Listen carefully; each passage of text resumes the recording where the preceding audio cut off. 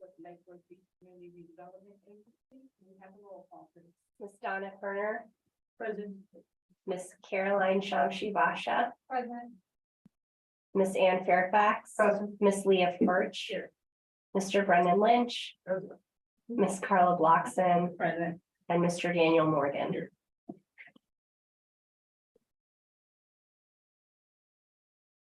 Okay, so everybody.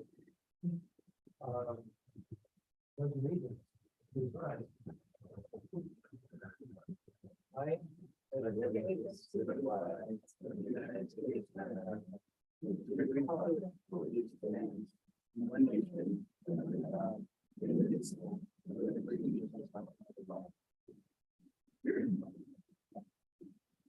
Okay. Do we have any additions, deletions? Can you turn on your mic, please? Please don't yell out from the crowd. I don't know how to tell that. And nobody else is doing Okay, please turn on, or please, any additions, deletions, or reordering on the agenda? Anybody? No? Public comment on non-agenda items? Anything? Name and address for record. I know the drill. All right, Rames McLeod, 24 South C Street. I have actually 3 different things. So I'm gonna give you the general idea and then you tell me if I need to sit down and come back. Okay. One is a grammatical error in your backup data. 2 is I cannot find the location for an event that you're sponsoring. And 3, I'm looking for an update on a property you said you were purchasing last year. So how do you want to handle it? Mr. Chair, I would just let her make her comments and then go from there. Okay, thank you. thanks, Dave. The grammatical error is in your backup, Roman numeral 5, small letter B. Your second sentence reads, the program gave the CRA the opportunity to foreclose homes from banks before they reached the MLS. You're missing your action word there. It doesn't tell you what you had the opportunity to do to foreclose homes, and I think the word you're missing is purchase. So that needs to be corrected. Thank you. The second thing is you have the mobility plan meeting scheduled for this Saturday, and the address you've given is 101 East Coast Street. I can't find it on Google. It gives me the intersection of 8th Avenue South and East Coast Street. I physically drove there. I cannot find this location, so I don't know if it's in a building that identified. There's businesses around there. I just can't find it. It's at the Bohemian, the front restaurant part that's not open yet. That's where they're hosting, the city's hosting. That's on Lake Avenue. It is, Because your address is 101 East Coast Street. it's on the East Coast. and, Okay, we might need to clarify that, because when we That's- Google it, it brings Oh, up it's that in 8th there. Avenue South. Okay. And the third thing is, I know last year you were gonna purchase the lot at 109, I think it is, South D Street. I'm just wondering if you have an update status on that. Thank you. Thank you. Any other public comment or non-agenda items? Seeing none, we'll move on to the consent agenda. I have a motion to approve the consent. I'll move to approve the consent. Thank you. Is there a second? Second. All in favor, please state so by saying aye. Aye. Any opposed? Motion carried. On to the minutes, we have approval of the March 14th, 2022 minutes. Can I have a motion? Motion to approve the minutes. Thank you. Second, Second. we have a motion and a second. All in favor, please state so by saying aye. Aye. Motion carries. Thank you. We have a presentation on 1000 Lake Avenue. Please come forward. Good to see you.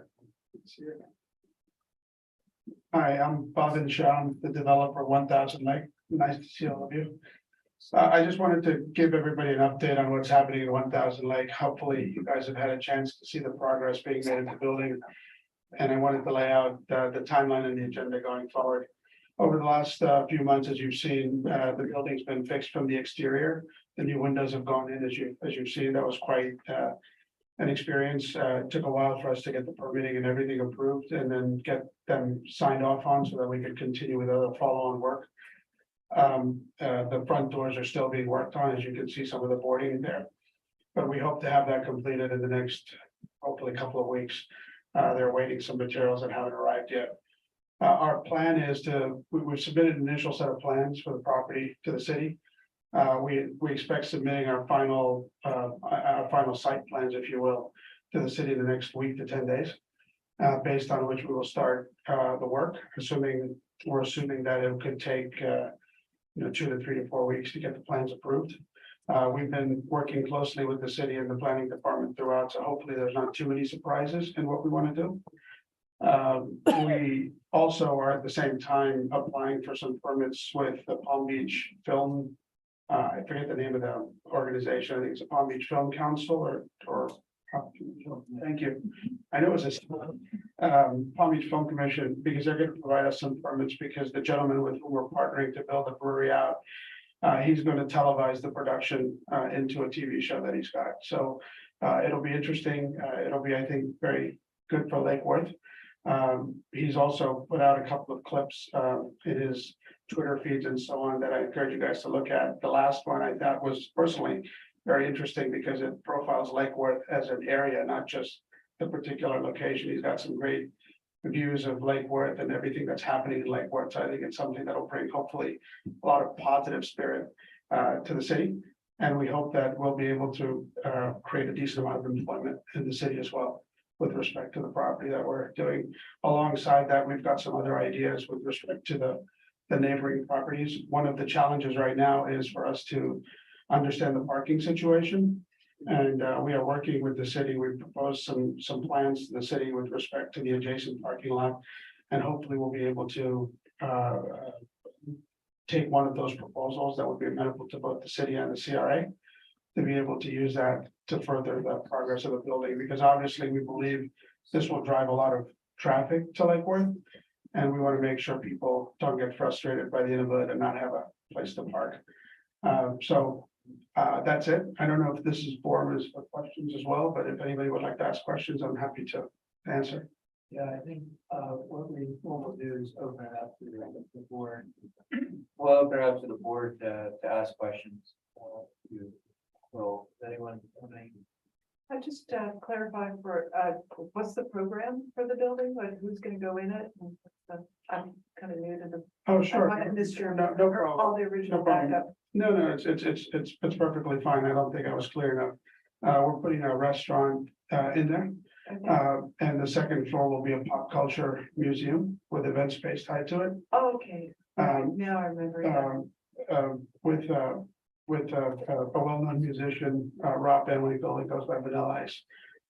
And we'll have that in the second floor, and then we envision the rooftop to also be a social gathering place. So we'll have multiple venues, and we think that we're not just bringing they call it the entertainment value here, but I think it'll be a real interesting statement of pop culture in that area, in particular in Lake Worth, which is what attracted me to the area. I guess it's west of Dixie. I got to get my bearings right. Is that it's the arts district and the cultural district, and I think we'll be able to do something to promote that pretty significantly. So I'm excited about the opportunity. So are we, And if there's anything else you'd like to learn about it, please let me know. when's the opening? When am I going to get my permits? We are hopeful, knock on every piece of what I can see, that we are in a place to go by the end of the year, early next year. Okay. Just a comment. Oh, sorry. Don't you think the clients, patients of this location will be able to use the car garage at the Bohemian? Oh, we're certainly gonna ask them to do that, because obviously you've got a couple of floors there of space that I don't think are being fully utilized today. In fact, we own some other properties on Lake Avenue. One building which houses a restaurant, another building which will shortly house a restaurant. And it's been quite an educational process to get them to understand that the spaces are available. Yeah, maybe So- some more promotions and stuff like that, because I don't see how we would need more parking after we put up that. We help put up that Well, big parking garage. But if you think about it, I think that space is being utilized for a lot of stuff in that area. And right now, if I look at the space where I am, I could take the lot that has about 20 spots total. And just by proper configuration, I could put 65 spots there, right? So And it could generate revenue for the city in terms of whatever partnership we create to drive value to that property. So, I think we are fairly optimistic on the amount of traffic that, not just our business, but other businesses that are being planned for that corridor are gonna bring to the table. I mean, if you think about it, the address that Joan just mentioned, 101 East Coast, that's gonna become a restaurant in front of the Bohemian. They're gonna need parking.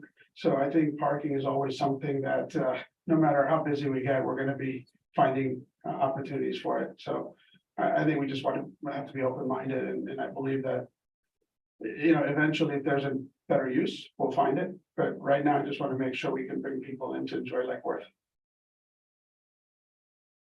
Are you aware of Circuit, the little electric cart that goes around West Palm Beach?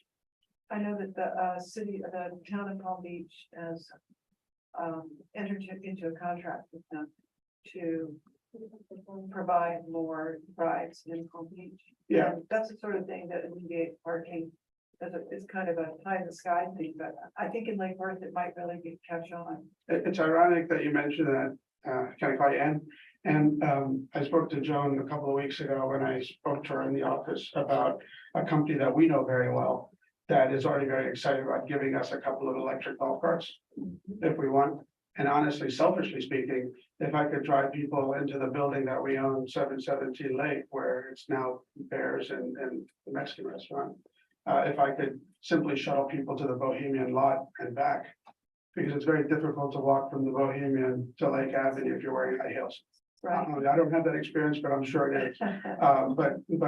So I think walking 4 or 5 blocks to get to a place to have dinner, you know, if we can create a way to make that easier, I think it'd be a value to all of us, and we're exploring that ourselves. And if we can do that, I think it'll benefit most of the locations on that street.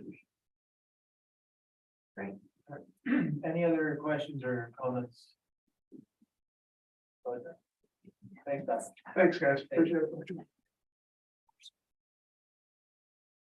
Okay, on to the action agenda. We have one item, an update from Anderson Carr and purchase of multiple properties in the district for future affordable housing.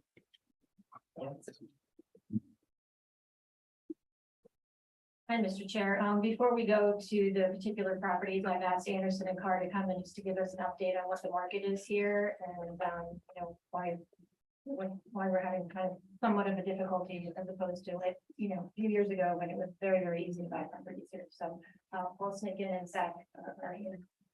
Thanks, guys. Please come forward.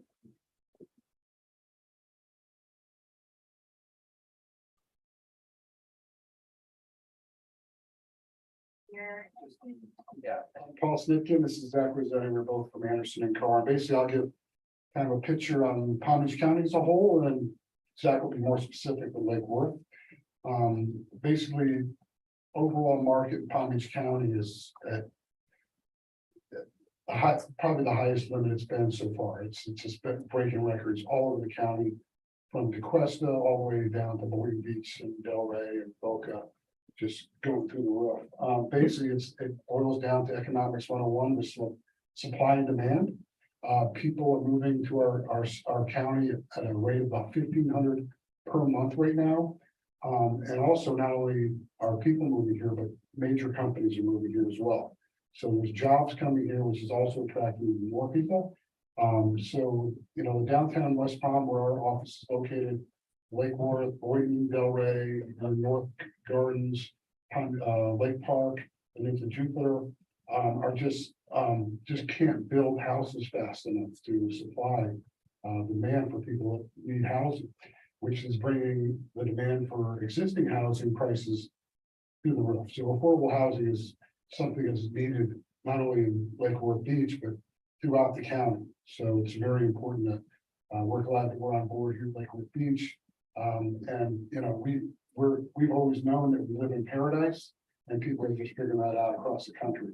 And as I state to most people that I talk to, they're either looking to invest in our county or live here, is we're probably one of the hottest markets in the world right now. Because arguably you can say that West Palm Beach is at probably the highest limit in the county.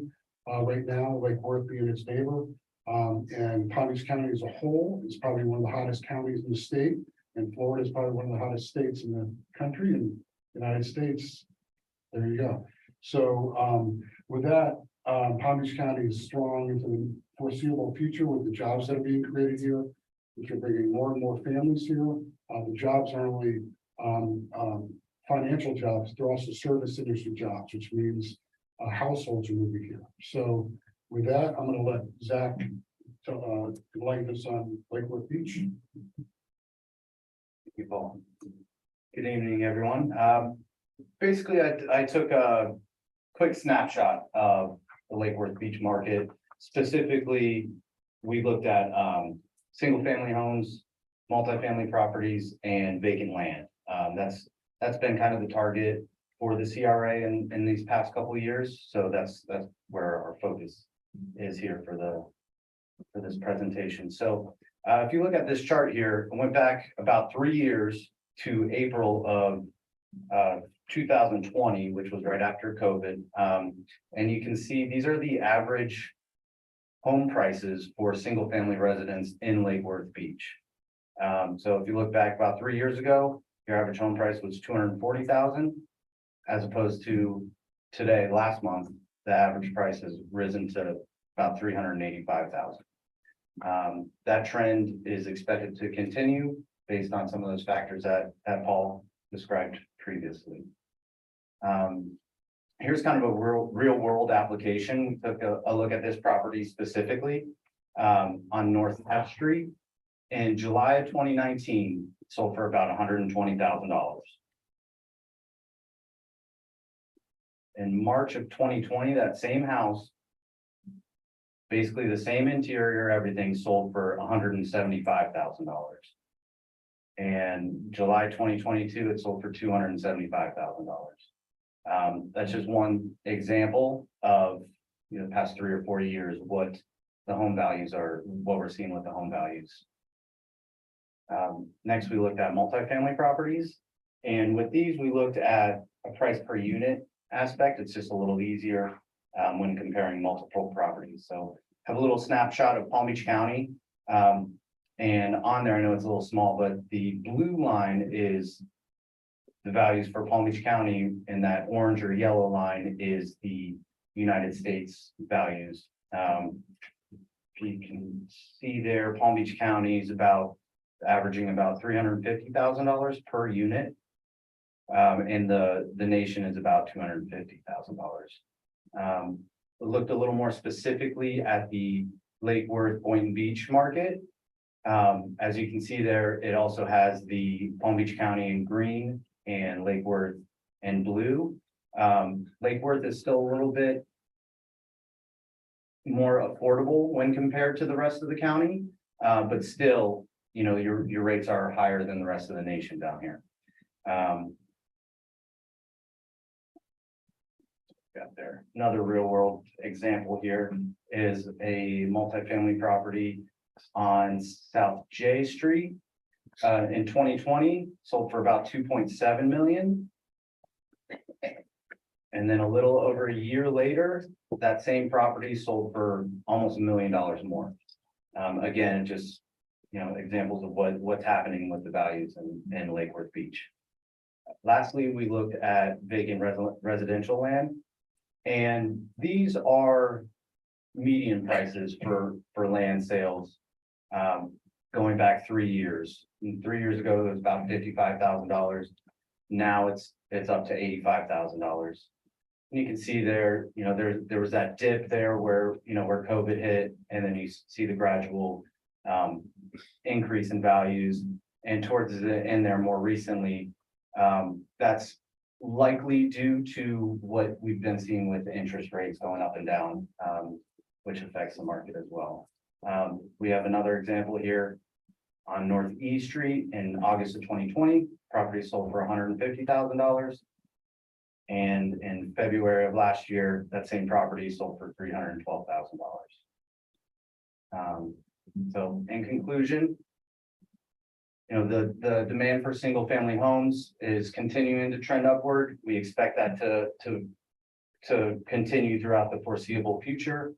The low inventory is also a driving factor in that upward value and the population growth. And there's no sign of that slowing down anytime soon. With the multifamily market, it's still affordable when compared to the surrounding areas, West Palm, Delray. With that said, that's bringing in more and more investors. So we have low inventory and higher demand. So that's keeping the prices up as well. And then vacant land, the prices are continuing to trend upward. And in our opinion, that's one of the most efficient and effective ways for the CRA to help contribute towards more affordable housing opportunities.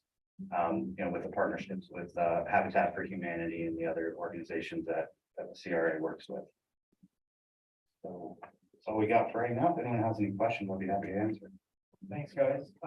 Please come to the board, please raise your hand to be recognized, but actually we're an action item, so we're going to first, I'll look for a motion.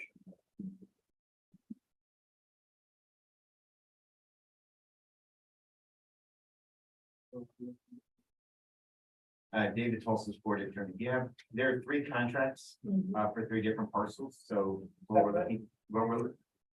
we're looking for is just a motion identifying those 3 parcels, part of your motion to authorize the execution of the contracts and to execute any documents associated with closing for those 3 parcels. And just for the board, we will have an opportunity to ask questions and comments. If just we need to have a motion to for the discussion.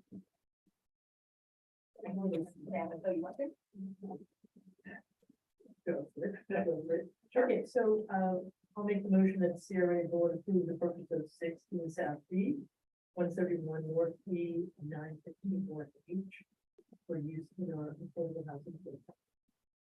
And the execution of purchase and sale agreement and all documents necessary for closing. That's part of your motion? I would add that. So, what do you do? I would have read David. It's not in the sheet, but I just like to have it in the record, Okay. just in case the title company wants to see a copy of the minutes. We have it. It would be to authorize the execution of the purchase and sale agreements for 16 South D, 131 North E, and 915 North H Street by the Lakewood Beach CRA, including the execution of all documents necessary for closing. Got that? I will just add what David just said, to authorize the purchase and then execution, am I getting this right? For 16 South D, 131 North D, and 19 North Beach. Correct? Thank you. Second. Oh, now we can ask questions. Anyone? Yeah. Hi, Zach, thank you for, coming up and speaking. My question is, when you mentioned that, the lots, you see that as an opportunity for, like, the best opportunity compared to the other 2. My question is, how much, because we have partners in this and, with decent funding, I suppose, how much for the new construction of a proposed 4-unit building at, I don't know if you're familiar with the 915 North H Street lot. How much an estimate, like a rough estimate, do you think you To could provide? build 4 units there? Probably,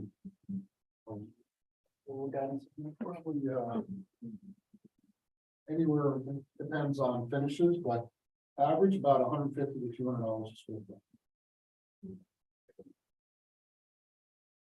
And so compared to that new construction cost on top of like the value of the lot, do you still recommend like that is like the best opportunity? Because in my mind, I'm more prone to just sticking with the multifamily existing construction.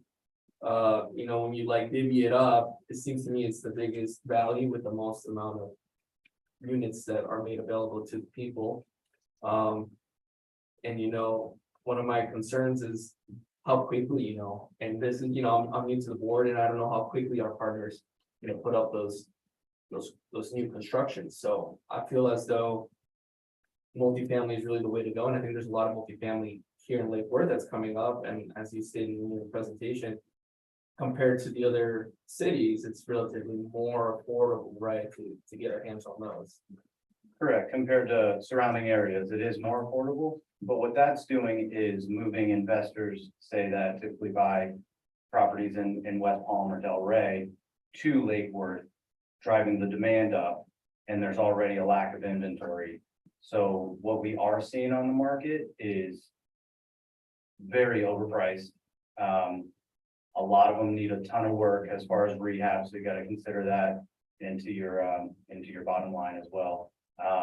But the multifamily way to go would be a great opportunity. We believe that this 4-unit on North E Street is one of these properties that would be a great opportunity. We believe we got this at a negotiated a good price on this when compared to, looking at other properties, multifamily properties on the market. And just like my last comment, I agree with that notion of the multifamily homes here in Lake Worth Beach, are relatively old. Right, like you're talking 50s and stuff like that, 30s. And like, I don't know if an investor would come in and do the work that it needs to be done to bring it up, you know what I mean, to be a nice, decent place to live. And after they do that, it's no longer affordable. So I feel as though only a government entity such as ourselves would really be in business of like getting these old multifamily homes in our city and doing what it takes to make them a decent place to live. Mm, And thanks to our partners, making it an affordable place to live. absolutely, and that's what most of the investors are gonna do, is they're gonna come in and jack up the rents and, price people out. Yeah, those places, a lot of those multifamilies need a lot of work, Mm. so. Daniel, are you saying, buying separate apartments or whole building? When you say multi-family, Yeah, just way to be recognized with school. I'm sorry. Who's saying this? I was specifically, I'm prone to just buying a multifamily home.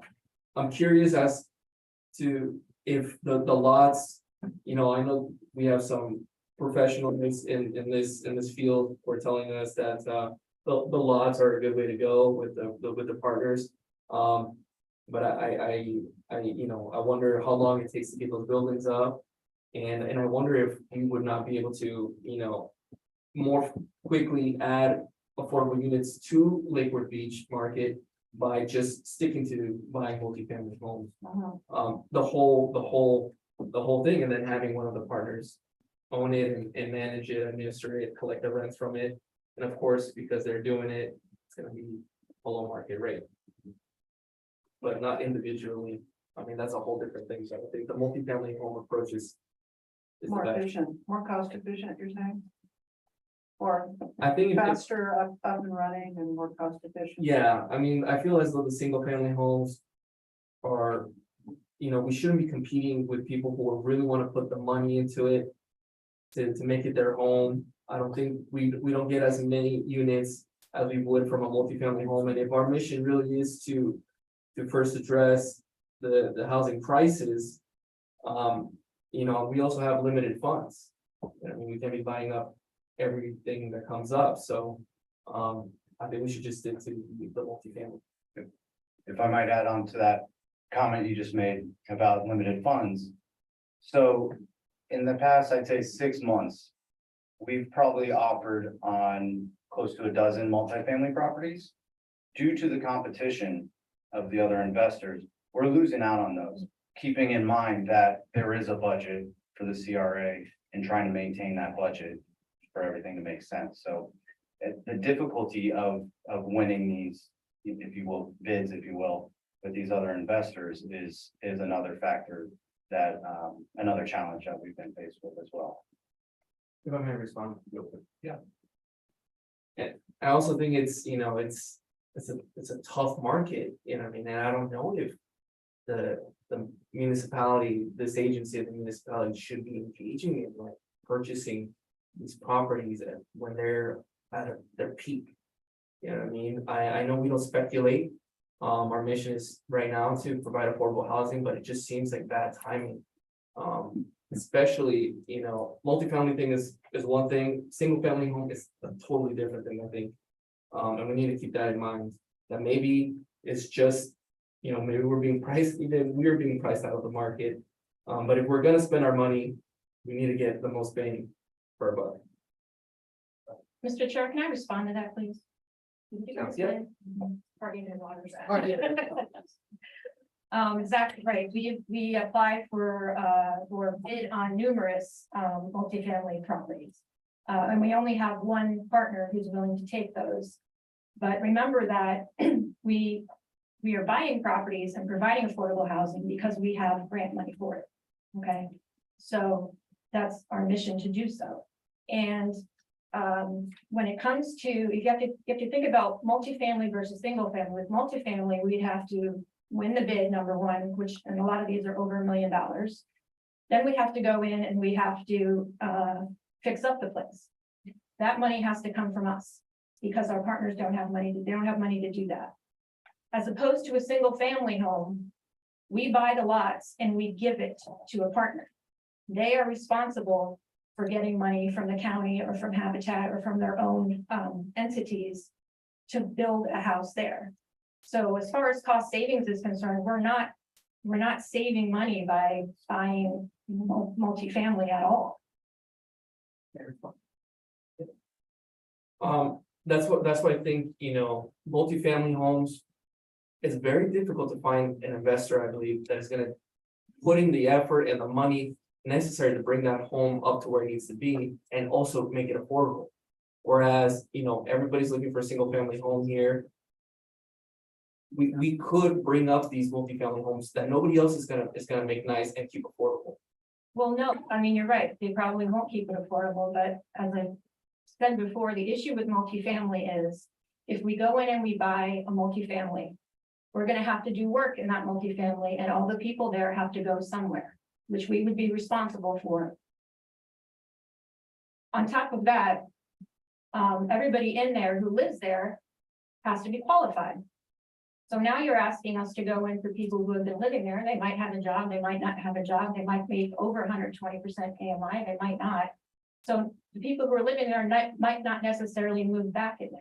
So then we're kind of back in the predicament of, okay, we're asking people to leave properties that we bought, and we don't want to do that again. Having said all that, I wasn't really that thrilled about even paying what we were paying for 131, but we saw that it was an opportunity for us to maybe, I think in the future, put maybe 1 or 2 more units there. So I thought it was worth the money. And 915 North H, that's very close to the new Lakewood station. So I don't think it's going to be too hard for us to find somebody who will build affordable. But again, those monies have to come from somewhere, and we can't provide all of those funds to do all of it. One second. If you were trying to decide whether or not we should do a multifamily or a single unit, I think that the CRA and the city has made a commitment to affordable housing. And in that commitment, we have to take what we can get. And we have to entertain any offers. We have to select any bids that become available, any properties become available, and that's what they're doing for us. We can't sit here and say, that's not a good idea when we are losing out to investors in the properties that we have in the city. And an investor is probably not going to put the type of people that are currently in there now, because he doesn't have our commitment. So if the city and the CRA is willing to do it with grant funds, then I think that we should get behind that and not second guess whether or not it's a good investment. It's the only investment. This is the only game in town for us. And we can either join the party or be left behind. That's our choice. And I'm happy that we're trying to at least get 4 properties. I did think that 780 was a lot, but then I looked at the back of the information and I thought, if we don't pay it, somebody else is. It's not a good property. It's a little high, but it's the going rate. And somebody will go over going rate when we won't be able to. So if we have a contract in hand, I think we should support it. Thanks, Mitch. Yeah, Carla, I absolutely agree with you. I had the same thoughts about the price, the asking price. I'm sorry. Oh, I'm sorry. It's on. Okay. It is on. There you go. So, yeah, I had the same thoughts as you about the price of it. I looked at it and I did the same kind of comps and I said, okay, it's high, but this is what it is and we should go for it. Just had a couple of questions though. One, and John, you actually touched on is sort of this issue of what happens to the tenants. You know, would they qualify? Are they interested in sticking around? I understand that it's like they're tenant occupied or short-term lease, but you know, given that of the whole kind of very unfortunate situation with the L&M properties, like what happens to these folks that live there already. So that's one question, and the other would be what's envisioned for improvements needed. You know, I understand it's as is there any idea what it would take to get into better shape in terms of monies? Yeah, I mean, it's not in horrible shape, but it's not in great shape either. We'll have a little bit more information probably in the next couple days, but just off the top of my head, we're probably talking $200,000 to $300,000 worth of improvements on it. And the people that are there will remain there until we figure out exactly what's going to happen. But we have talked to our partner, which is Community Partners of South Florida. They understand the situation and they said they're willing to work with the tenants. Worst case scenario, if they have to move them somewhere else, they do have other places for them to go. Thank you very much. I just had one other question, John, because so when I read it said up to 4 properties, but then I just was hearing you say that maybe try to squeeze some other. Can you hear me? Maybe try to squeeze some other units in there as well? Is that? I think that looking at it, it looks like there's an opportunity to do so, yes. Especially if they're affordable, I think. With the new legislation, we might be able to put 1 or 2 more units there. And then our partners would do all of the, you can't hear, I'm sorry, Ramsey. I'm speaking right into the mic. Would our partners then do all the management and Yes. everything that needs to be done? Yeah, they own it long term. Okay, great, thank you. Okay, any other? I think we also need to recognize the value that single family affordable housing adds to our town. We have some very successful and very invested citizens of the city who have come to these programs. So while I can recognize the want to emphasize multifamily, the difference homeownership makes to that individual homeowner can't be understated. Thank you. Any other? If the board goes ahead with this, with all 3 purchases, how much money for these type of purchases will be left in the budget? There'll only be about $300,000 left. That does not include the 2.5 that the city is supposed to provide to us for affordable housing. Follow. I mean, this is in addition to the ones we already have. And so yeah, so for you know, for how long until we have like more funds to continue our affordable, like when do you have a date for when the city in this area will be putting those 2.5 plus whatever we have left at that point to work? No, I do not know when the city is going to transfer the money into our account. I'm sure. Was there a commitment to match some amount of the money from the city? 2.5. Us, no, from the CRA to match the money they're putting in. Oh, yeah, we've actually gone above and beyond that. In the spending we've done up to now, is what you're saying? Okay, but now with you know, when I think about that, like I'm coming in with 2.5, and when I come into it, what are you coming in? Well, our original amount was $600,000, but I think it was at maybe the last board meeting. I'm sorry, I get confused these days. We budgeted another $1 million towards it, so. We budgeted Not a dollar for dollar. over $1 million. No, I understand, we would have matched the 2.5, but And that also doesn't include any of the income that we have. yeah, because you know, I'm just thinking if the city wants to do a larger project that takes up more money, I don't know, I'm speculating because I haven't heard anything from the city directly of how they would want to use those 2.5 or what ideas they have for it. But we would be coming to the table with 300,000 or nothing. Well, it's, what is it, April? We have a new budget starting in October. We also have a second community project funding application in. We were asking for $2.5 million in that. So there's definitely more opportunities for us to do more. But last time we got only 750 from Lois Franklin. Correct. And last time we asked for 2 million, Yes, and this time we're asking for 2.5. yes, she actually told me to ask for 2.5.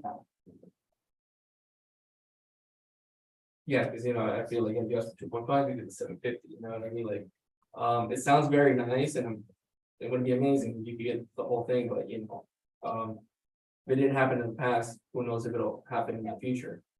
But I just think that when you break it down, for how many families can live in these units. The multifamily wins every time if you multiply the price that we're looking at by the available units. Well, I think the thing that makes the most sense is subsidizing a private developer's building that they're building.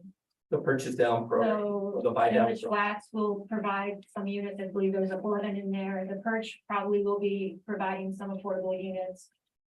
We're working with the gentleman on the 55 and older rental complex on Dixie Highway. I believe they're close to or may have already purchased that property. We're working with them. So us giving money to developers who are already planning on building and subsidizing some of those units is really the best way to go when you're talking about rental.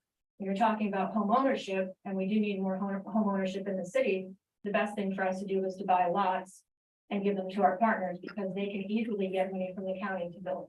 Where does this idea of we need more single family home ownership come from? Right now, that probably a third to 2/3, somewhere in there, of properties west of Dixie Highway are owned by LLCs. You're never gonna get a stable neighborhood if you don't have home ownership. But we're never gonna, I don't think the way we're going about it, we're gonna make a real dent in like the affordability in the city. It's very fortunate for the individuals that get into these single family homes. I don't doubt it. And I would love to be one of those lucky individuals. But I think in the grand scheme of things, we're not really even scratching the barrel with that type of approach. Well, to date, we've provided over 400 affordable units, so I think we've made more than a scratch, but as prices continue to rise, there's less and less that we can do, and there's more and more that we have to subsidize. Because even if we do put somebody in a property, more than likely, we're gonna have to either subsidize the construction or we're gonna have to subsidize the buyer and put a soft second on it, because the price to build a home now is over $300,000. Same thing for a unit. I can, In fact, multifamily is more expensive because there's more fees for the city to pay, whether it's water, impact fees, sewer fees, etc. I can comment on the rental versus home ownership. We've had studies done, and I remember there was a study done, I think it was around 2006. It was the regional planning study, and they says that we missed all the metrics that show what's healthy for a community of our size and location in terms of the ratio of home ownership to rental.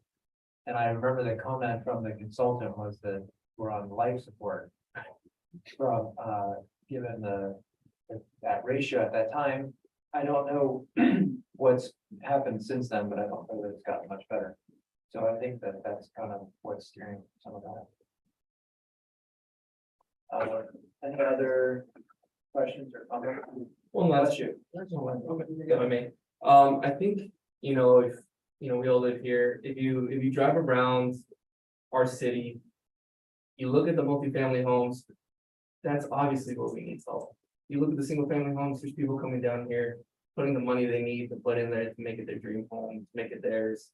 Nobody's gonna show love to the multifamily homes, and that's for the people in most need, some of them have no pathway to home ownership anytime soon. Make up a large portion of this city. Look at our schools, some of the most underperforming schools. Where do those kids live? You know what I mean? They're gonna be living in those multifamily homes, and nobody's gonna put the money necessary into a multifamily home. We're gonna always have that blank there. Whereas opposed to a single family home in this market where everything's being bought up, we have hope that somebody's gonna make it their own, on their own, without any subsidies from our part.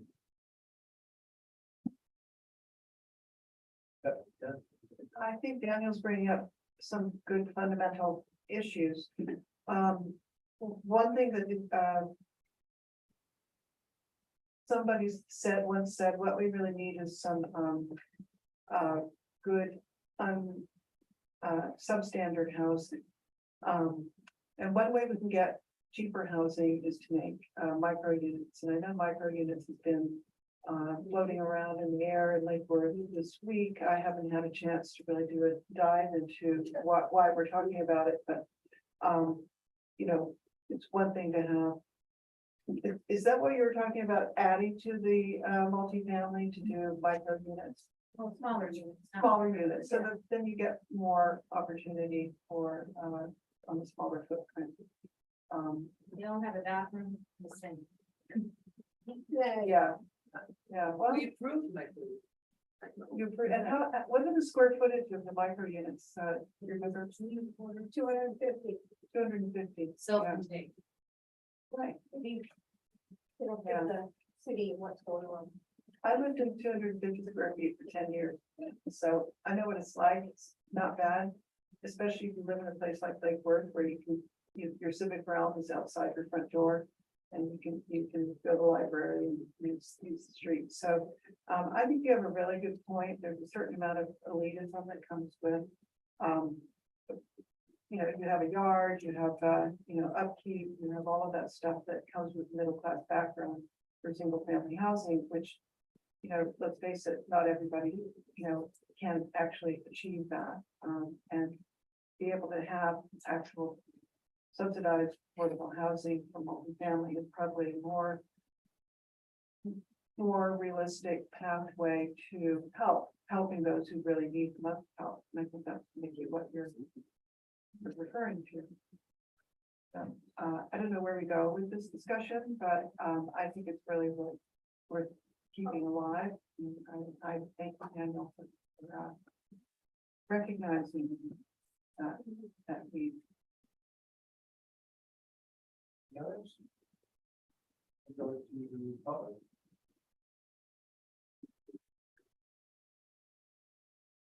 This is on the motion with respect to the approval of contracts for the properties. I hope you do approve Peggy Fisher, 508 North 8th Street. I hope you do approve these 3 contracts. I live in this neighborhood. I bought a home in this neighborhood with the help of SHIP money that I got from the county. Anybody is able to do that, especially low-income people. And I believe there was $2.7 million just allocated to the county that's not into particular cities, that included Lake Worth.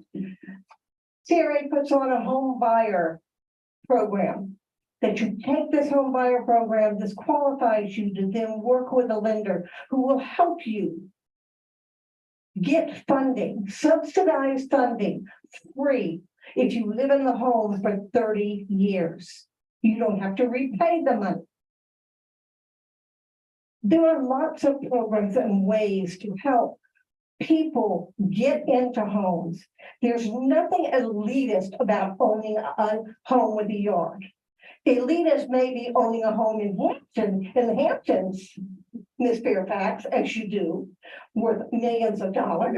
No personal I want to comments, make a please, comment, I already did. but no personal Um, comments toward. It doesn't mean that I don't have a home in Lake Worth. And as one commissioner told me, in the ghetto. Well, I don't consider where I live the ghetto. I do consider that there are a lot of slum landlords that I think the city needs to address.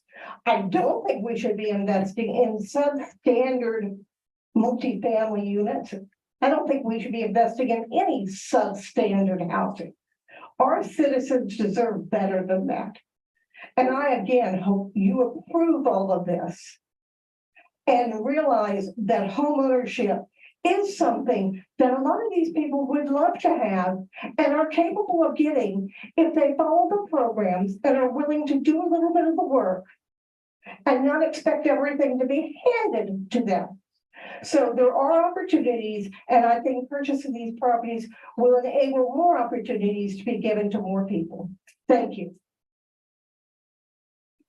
Sure. Good evening, I'm Alex Schultz, I'm at 612 Second Avenue South, I'm a retired attorney, I dedicated the past 20 years primarily to helping senior citizens with their problems, many of which have included housing. And even the CRA has been on the other side of a lawsuit that I've been involved with, involving one of the seniors here. I just want to relate to you, I have at the age of 28, I quit politics and quit, from home to Pennsylvania, retired with a 2 years left on a 4-year term and moved to Florida, just after battling all kind of governmental problems. But I've had the opportunity over my lifetime, I'll be 70 this year, to observe low-income housing and the effects of low-income housing. I've seen brick projects that were built in the Great Depression for low income, really great housing buildings. They had to be torn down and then rebuilt new low income housing. I moved to Palm Beach County in '86 and lived in Western Palm Beach County near Haverhill on 45th Street. And 10 years prior to living there, the intersection of 45th and Haverhill was a fairly peaceful neighborhood. Then in early 1996, they put up a low income housing project, and you saw a steady decline over the years in that area. Even this week, you see on the news, the shootings over there. Quite often somebody's killed in the complex. So that one of the problems with low income housing, if you have too much of it and you put it into a marginal neighborhood, then it just seems to go downhill. Low income housing has to be spaced out into areas where you have sufficient wealth around it that it keeps up. One of the problems when you go down to 6th Avenue South and Dixie Highway here, I mean, you see the prostitutes on a regular basis. If you're coming from the south home in the evening, late night, prostitutes, the drug dealers. One thing is thought, I'm tired of seeing condoms on my property, 2nd Avenue, half a block away from the mayor's house. There's been a decline in needles over the years. I guess they're switching type of drugs. Just last year, the neighbor told me that he had to chase the prostitute off the steps. Prostitute said, "Well, my grandmother lives there." I'm nobody's grandmother, I'll tell you that. But one of the things you really have to consider, if you don't have the right mix, you know, a lot low income housing is good, but if you don't have the right mix and you put it down 6th Avenue South, and I think you're just exacerbating the problem. The only really successful low income rental that I've seen were seniors over the years. I've followed senior projects, supported them in my old hometown, and they have been very successful. The residents have maintained their properties, and that's one of the things you have to consider. Senior housing, the county has ignored me, the city's ignored me, the state's ignored me on city housing. And I think for seniors, that's one thing you need to focus on. And so just take my remarks into consideration. Thank you. Any other comments? Seeing none, all in favor of the motion, please state so by saying aye. Aye. Any opposed? Okay, carried. One opposed.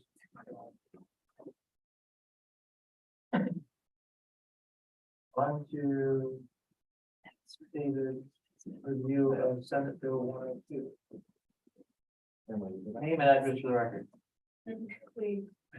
Absolutely.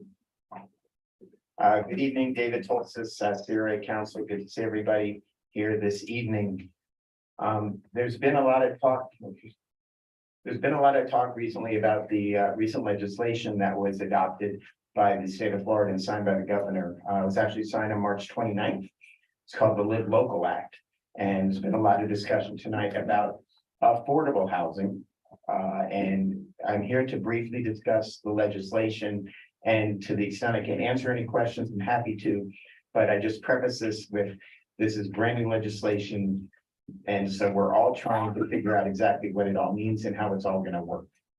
So with that, so the most important thing we need to look at is, because this is the Live Local Act, the goal is to provide more affordable housing throughout the state of Florida. So this statute applies throughout the state, including here in Palm Beach County and Lake Worth Beach. So here's the definition of what is affordable.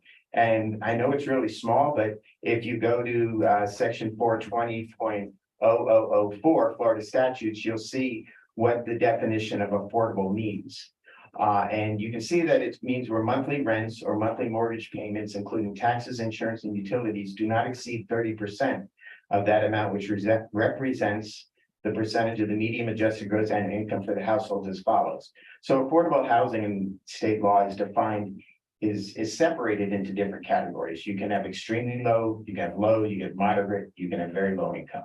And it's all based upon the percentage of somebody's income as it relates to the area median income. So the area median income throughout the state is computed differently. You'll have a different area median income in Jacksonville, in Miami, in Palm Beach County, over in Tampa. And, based upon the area median income, you'll be able to determine whether or not the housing that you're going to develop, typically rental housing, is suited for extremely low, moderate, or very low income persons. And so here in Palm Beach County, currently, based upon publication that came out in April of 2022, so it'll probably updated again later on this month, the area median income in Palm Beach County is $90,300. So if you look at the charts, and Palm Beach County does have a chart, which I didn't include, but if you type in area median income Palm Beach County, you'll get a chart that looks something like this. And it'll show you, based upon the number of persons in a household and whether they're extremely low, very low, low, moderate income, what the total amount, or what the total amount of income is going to be in order to qualify under that category.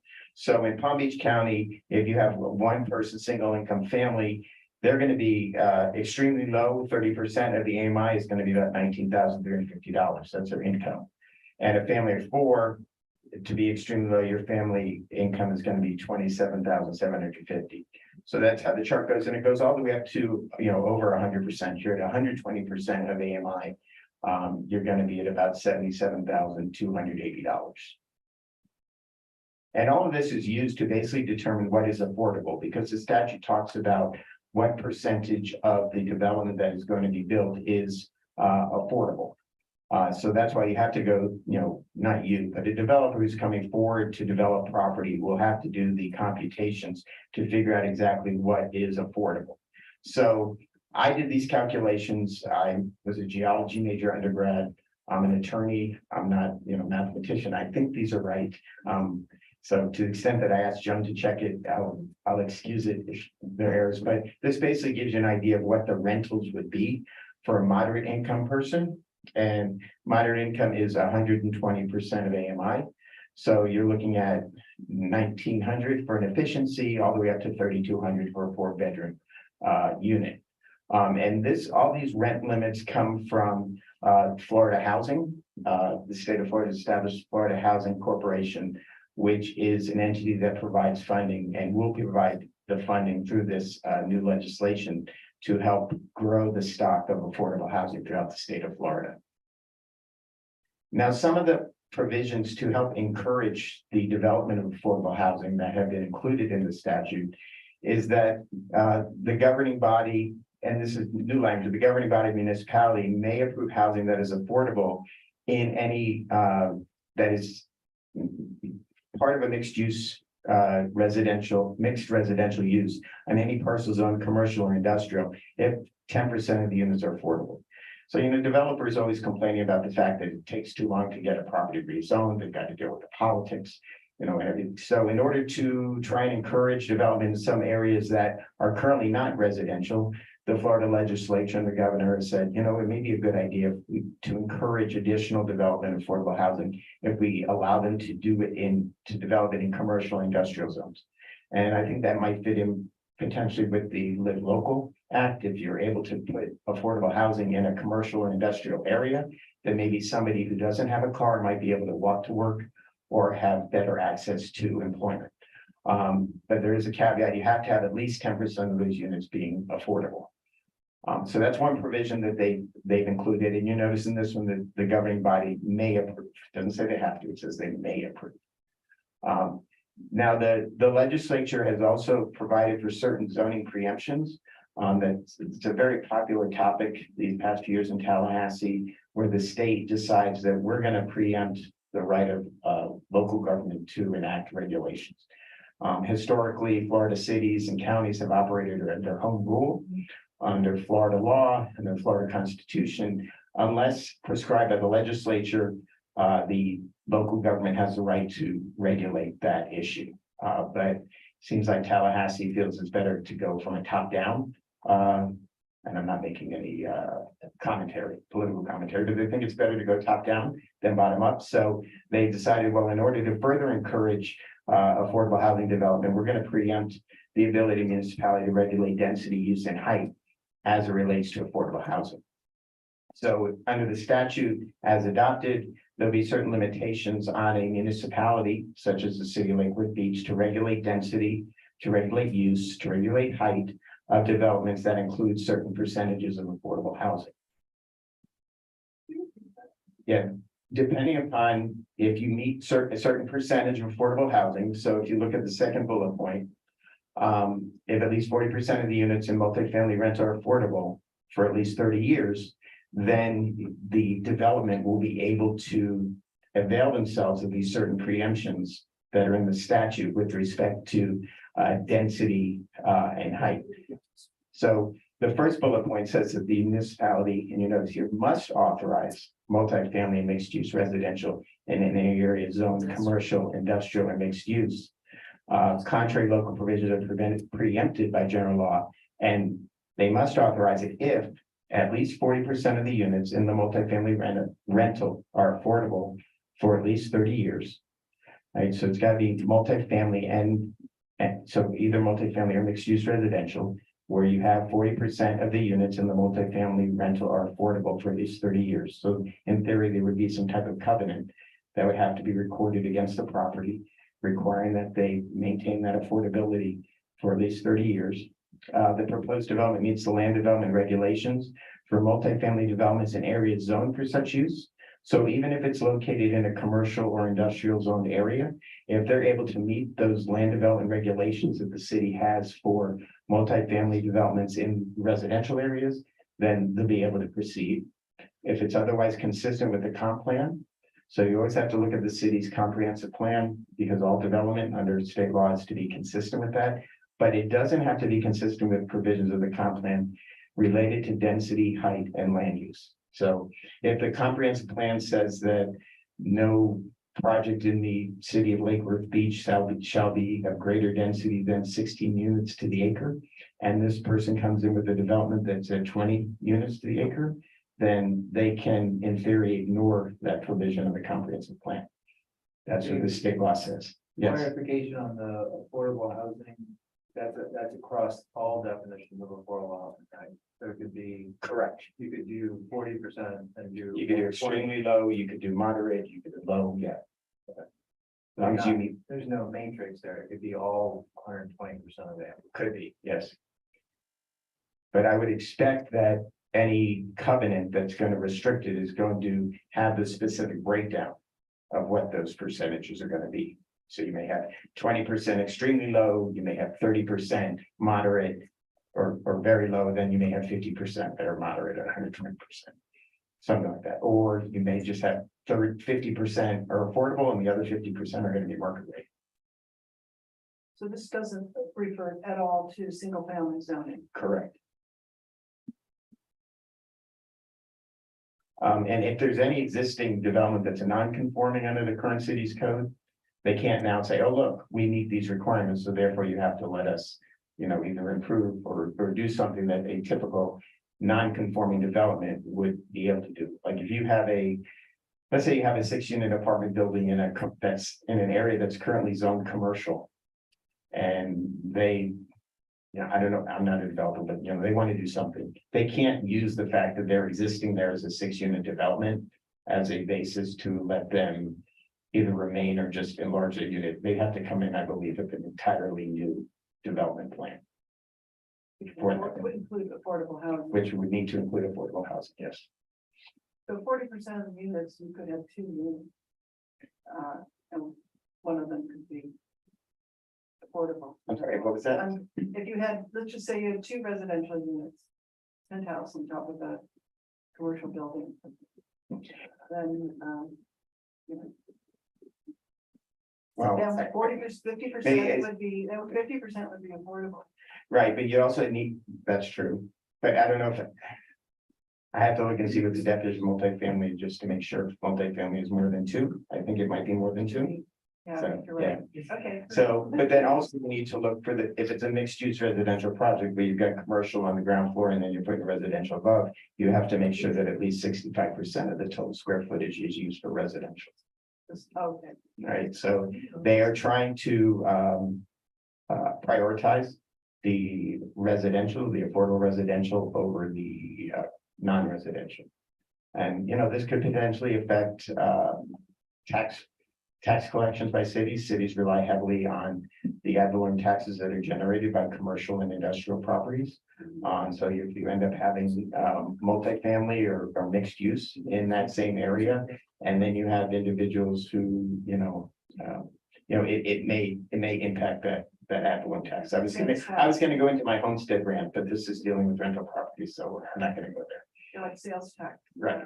David, on the height, that comment there where there's an exception for density height plan use, there is a provision that can, I believe the height though. Yeah, I think that's on the next slide. Okay. There we go. Oh. So the zoning preemptions for density and height. So the density, you're gonna be limited to, the city will be limited to not restricting it below the highest allowed density in the municipality. So I'm not sure what the highest allowed density in the city of Lake Worth Beach is currently. But wherever somebody might propose this type of project, they would be allowed to go to that highest allowed density. 10 stories, I think, right along. Density, Oh, not height. density, sorry. Yeah, density. So whether it's 12 units the acre, 14 units the acre, I'm not sure exactly. And then with respect to the height, it cannot be restricted to below the highest currently allowed height for a commercial residential development located within 1 mile of the development, or 3 stories, whichever is higher. So I know, everybody will point to the Bohemian, I don't know, that's 7 stories. So if you're within a mile of that, as the crow flies, that's gonna be your measuring stick. As far as density, as far as height, if you're gonna take advantage of the statutory provision. Still have to comply with parking regulations. Yes, but, So, next slide. okay. Yes, Ms. Fox. That was, thank Joan, she had sent this to us, a summary of the bill, and it was that summary as of March 9th. And it had, if you go back and find it in your email, it has so many different provisions that you're sitting there marking all over it and saying, oh my God, oh my God, oh my God, this is gonna change the face of Lake Worth. You know, not the state, but actually the state, because if investors can come in and build these types of units, then we won't have the last say.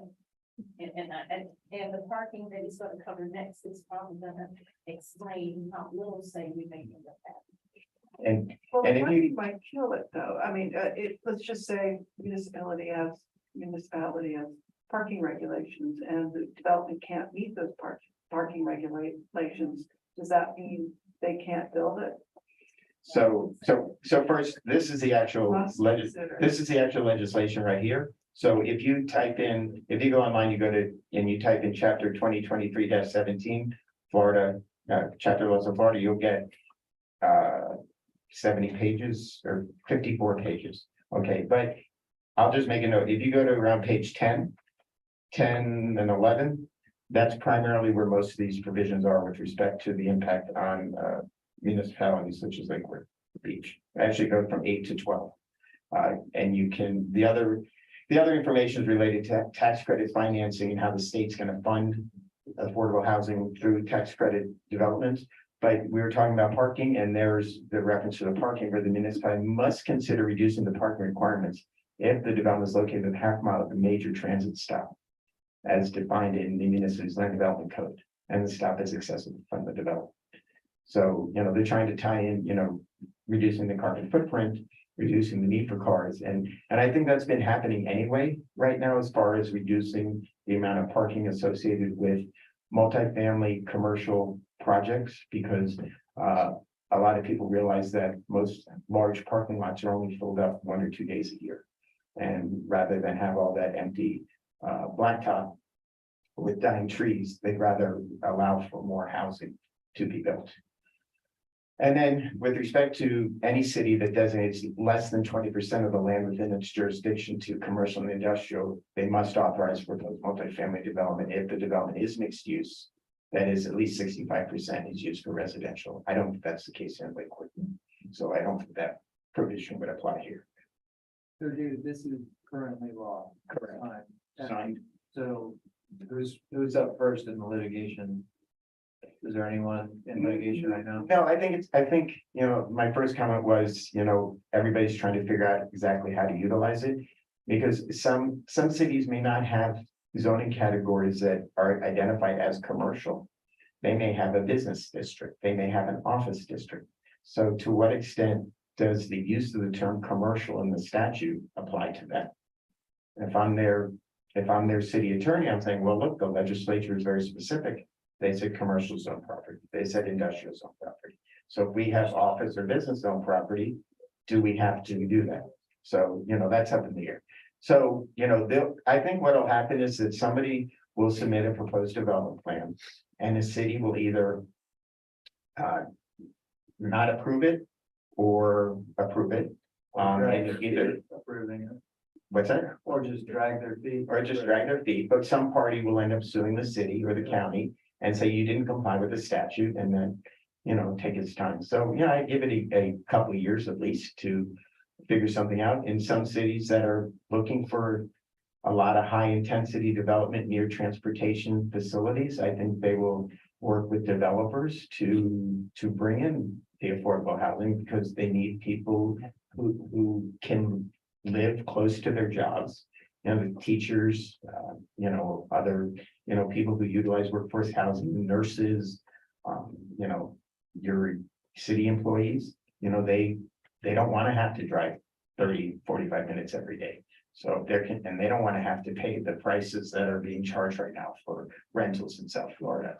So, you know, we'll have to wait and see, but it is Kind of a sprawl, anti-sprawl legislation. potentially, yeah. Yeah, I mean, it's the first step that the state of Florida is taking towards trying to address affordable housing in a long time. So everybody is trying to stay positive that is going to do good. And so, you know, we can just help, you know, do what we do here at the CRA, which is, you know, you don't necessarily approve projects subject to this, but you may be presented with projects that are looking for funding that will utilize the statute. So it'd be up to you to say, you know, is this something that is compatible with our redevelopment plan?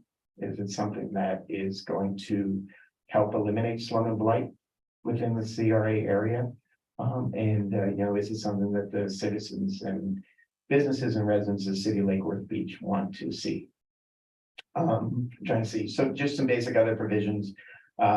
Every, you know, proposed development must comply with all applicable state and local laws and regulations, unless, of course, they've already been preempted in the statute.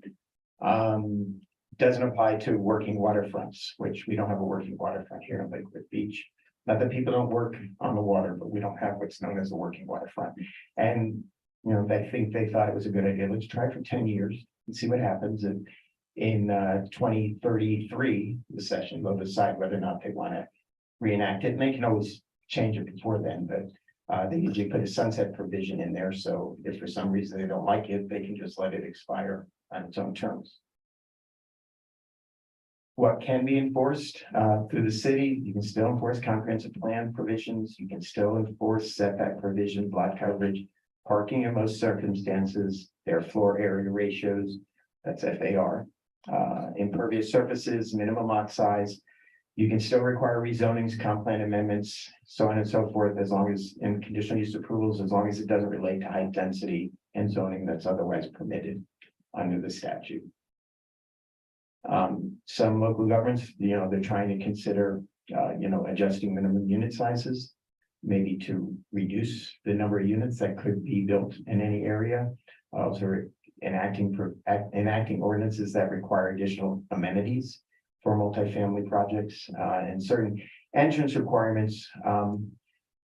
As New York city had the issue where they were building, mixed market rate affordable housing apartment complex, and they would have different entrances depending upon which unit you lived in. So, you know, the people who bought the market rate units would enter off of Fifth Avenue, and the people who bought the affordable housing units would enter off of 33rd Street by the alley. So, you know, I think that they have adjusted that, but, you know, they're making sure that doesn't happen here as well. So that's just my standard firm slide, but thank you very much. I'm in that Boca Raton office, but, you know, as I've said many times before, I really enjoy what I do, working with you, representing the CRA. And in case any of you are interested, I will be speaking at the Florida Bar City County Local Government Law Section meeting up at the Hammock Beach Resort at the end of this month. And I will be making a presentation on community redevelopment agencies in Florida, time for a refresher. So I'm hopeful. I'm the last speaker at the conference Saturday at 11:15 in the morning for about 50 minutes.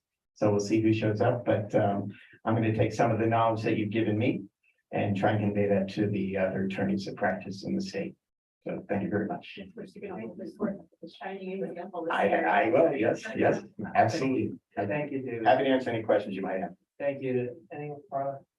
David, the projected shift, for 2023, 2024, they have a list, you know, and it has the. Just press your mic.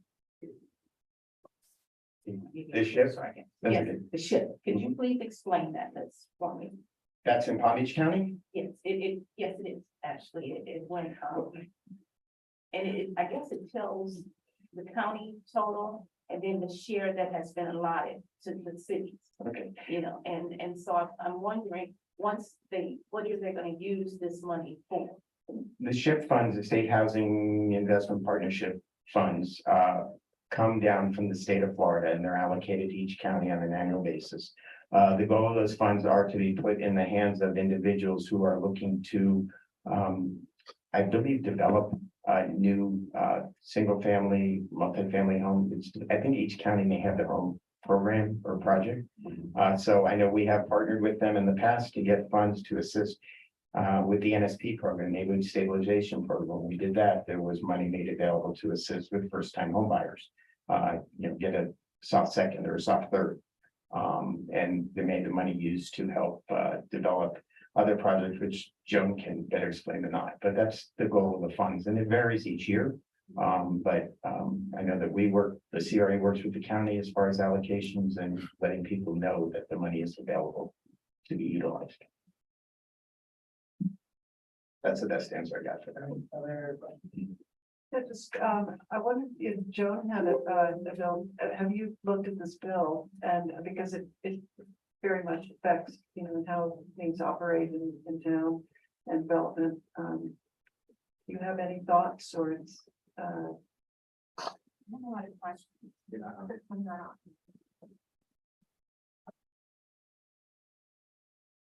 Okay, I have questions. I have more than thoughts. And maybe you can answer some of them, David. My question is, if we're referring to the comp plan, right, and we're looking at height and density, does that include the sustainable bonus that is written into the comp plan, or is that not part of? Like, if you go to the comp plan and you're in a commercial area or a mixed use area or downtown, and you say, okay, it's 40 units an acre, but with sustainable bonus, I can do 55 units an acre, but I have to have that sustainable bonus. Does that mean I can use a sustainable bonus or not? Because the sustainable bonus usually has to go to the city commission. That's an excellent question. I'm going to stick with the fact that, you know, what's the standard density, but that's a sustainable bonus. Would be what you could do, because if it's 55 units the acre, that's based on a condition or requirement. So I would say that the most that you have as a right would be 40 units, and that would be the maximum density. But that doesn't mean that they still can't then ask the city commission to approve the additional units above that. Yeah, I think we're gonna have some projects coming in that might actually right away try to use it. But I would need to defer to the city attorney on that issue, because it is the interpretation of city code. Yeah, for instance, on our update tonight, we have 821 South Dixie Highway, and that is we did a match for a LIHTC project for the 55 and older.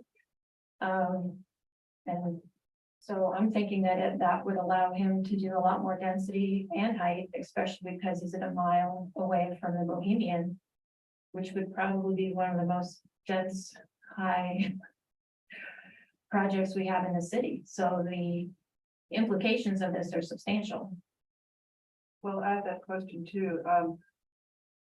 Does it apply to that height limitation to something that was built with the sustainability bonus, or is it the only applied to the as of right they had before they got the bonus? Right, So so that's, the I Bohemian, think something we should Yeah. probably, so the Bohemian had applied for the sustainable bonus, and I believe they applied for TDRs as well to get to the 7 stories and the 200 units. Now that that's already built and it's within 1 mile, is that kind of the starting point that somebody could use and say, you know, they did it over here, so I can do it here? My gut is telling me yes, because says, a municipality may not restrict the height of a proposed development authorized by the section below the highest currently allowed height for a commercial residential development located in its jurisdiction within 1 mile of the proposed development. So if I'm an attorney representing a developer, I'm gonna say, you can't restrict me below the highest currently allowed height for a commercial residential development located within 1 mile of my proposed development. but So it's that currently allowed. Currently allowed is what's been built. That's what I would argue. That's what I would, well, what's been built or what hasn't been built. I don't know if you can go higher than that. But as a right, you probably can't. But what's been built and what's there, I would argue that's currently allowed. So I should be able to do 7 stories. Now, whether a judge would ultimately agree, whether city commission would agree with me, I don't know. It's considerable Mhm. to, it's enough to fight for if you're a developer. Oh, no, absolutely, because there's a lot of money coming from the state to fund these projects. And to get affordable housing built as quickly and efficiently as possible. So they are trying to remove any roadblocks. There also is a provision related to the fact that projects can be administratively approved if they meet certain requirements, so they wouldn't even have to go to the city commission for approval. I didn't have it in my slide, but bear with me 1 second.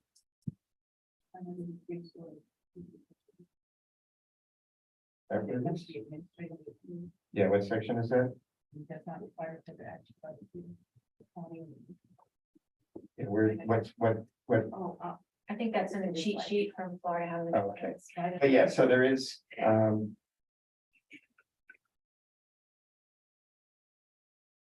yeah, they move things around from the original version to this one, but yeah, there is a process where, it can be administratively approved without, hold on 1 second. I have it on my cheat sheet here. Administrative approval must be available if the proposed development satisfies the local government land development regulation for multifamily development in the area zoned for such use and is otherwise consistent with the comprehensive plan, with the exception of height, density, and land use.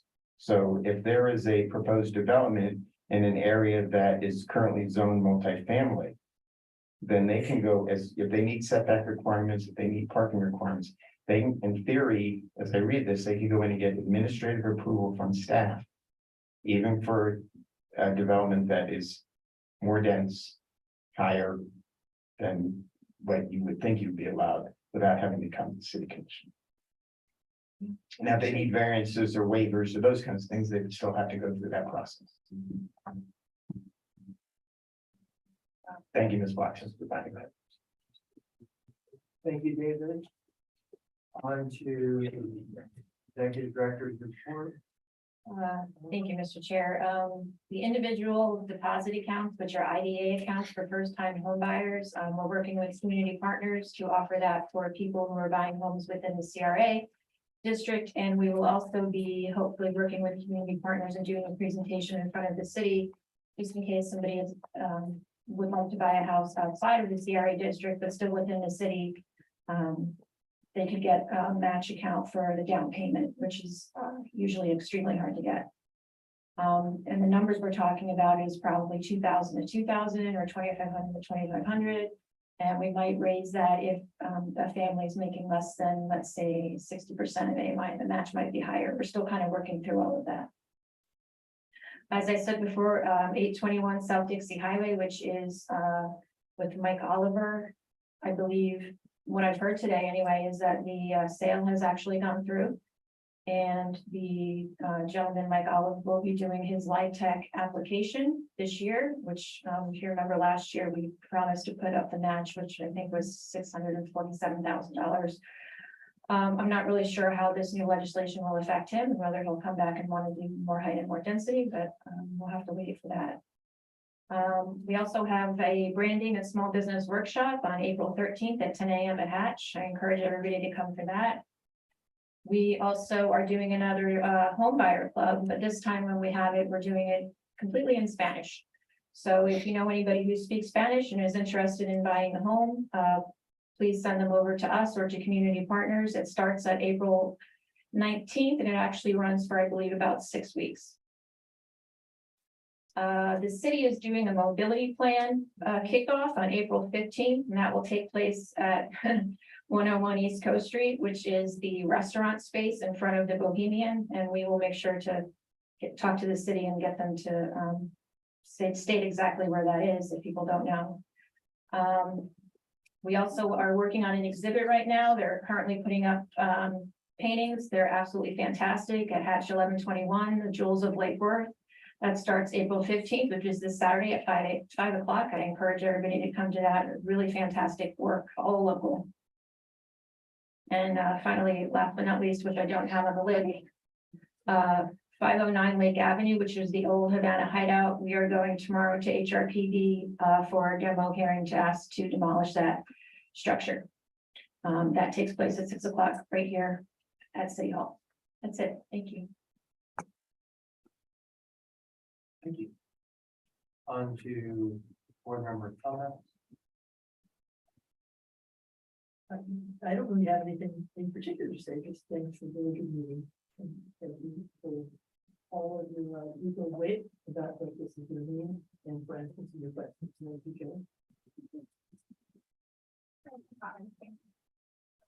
Joe. I second the thank you to David for a great updates. It's kind of complicated to wade through all that zoning language, and I think you did a really great job of kind of alerting us to it. And I really want to do a deep dive myself to see all the convolutions of it. I wondered if Joan wanted to give the group, the public, what she knows about the L&M site update. Just sort of like where we are now, because I know there's stuff going on, nothing earth-shattering, but I think the public probably wants to know. Okay. Me, I mean, I don't, there's nothing really material. Well, It's up to you. yeah, so L&M, we have gotten Waste Management to come and remove the dumpsters. We realized that was a definite nuisance in the area. And we're working to get those lots sodded with something so they look a lot better. But in regards to the actual RFP, I'm actually finished with the draft and I sent it over to Victor Dover on Monday. He said it'll take probably 4 to 6 weeks for him and his staff to look over it and to get back with me with comments. Once he does that, then I would like to come back to the board and for us to look at it together. We also have been asked by the city commission to have a joint meeting. However, I don't believe I'll have the RFP back next month. So if we could push that joint meeting to June, that would be very helpful for us. Thank you, Joan. And I'd like to really, Victor Dover, by the way, is the independent consultant who has been tasked with writing an RFP and with input from CRA and town. So thank you. David, I think your statutes are worse than my statutes. I think cruise to that extent. I'd just like to say, I think the small business workshop in the first time homeowner workshops that we were, it's phenomenal and a real value add to the community. Thank you for making the facility available and putting this on.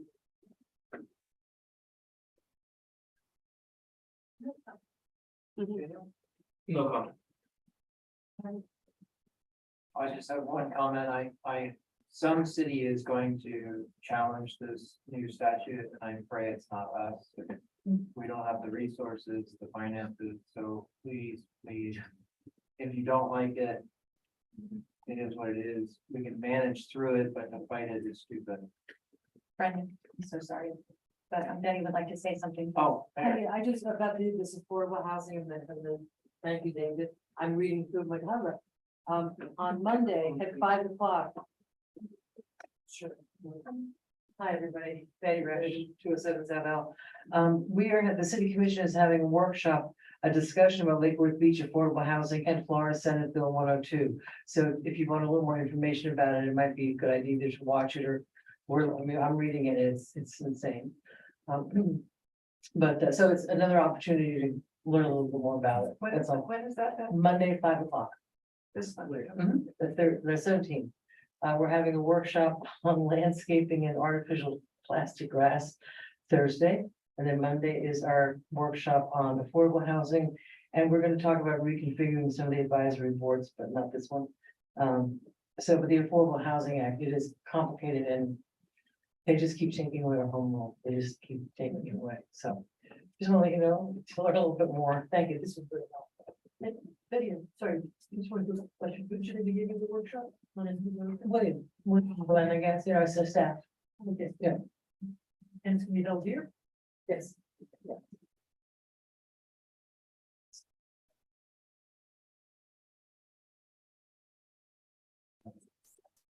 I know. motion to adjourn. Second. Second. All in favor, please. Aye. Thank you, everybody.